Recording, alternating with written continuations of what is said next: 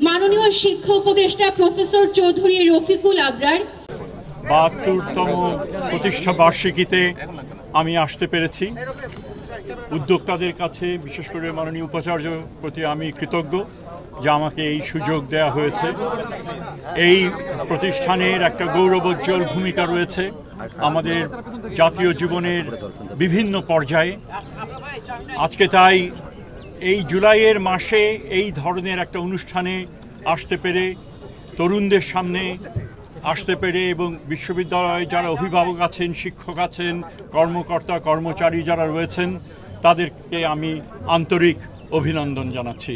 আশা করি অত্যন্ত আনন্দের সাথে আমরা দিনটা উদযাপন করতে পারব এবং সকলে মিলে এই যে বিশ্ববিদ্যালয়ের যে পরিবেশ, সেটা আনন্দের পরিবেশ, সেই পরিবেশকে আমরা সমুন্নত রাখতে পারব এবং এই বিশ্ববিদ্যালয় যেন আগামী আরও অনেক বছর ধরে তার যে গুরুদায়িত্ব সেটা সকলে মিলে যেন পালন করতে পারে এবং ছাত্রছাত্রীরা এই বিশ্ববিদ্যালয় প্রতিষ্ঠার যে আদর্শ, সেই আদর্শকে লক্ষ্য রেখে তারা যেন ছাত্র থাকাকালীন এবং পরবর্তী জীবনে তারা যেন সেটাকে উন্নত রাখতে পারে, সেই আশা ব্যক্ত করে আমি আমার বক্তব্য শেষ করছি। স্যার, আমার একটা প্রশ্ন ছিল।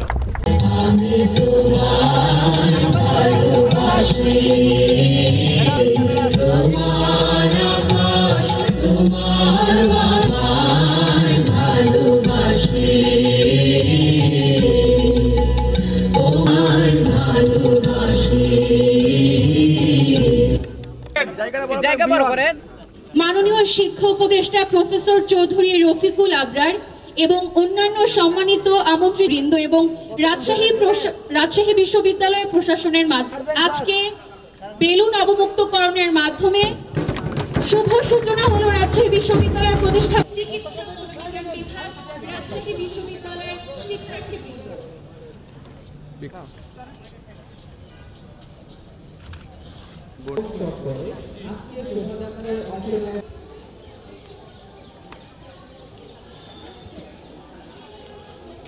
শাসক ছিল আগে।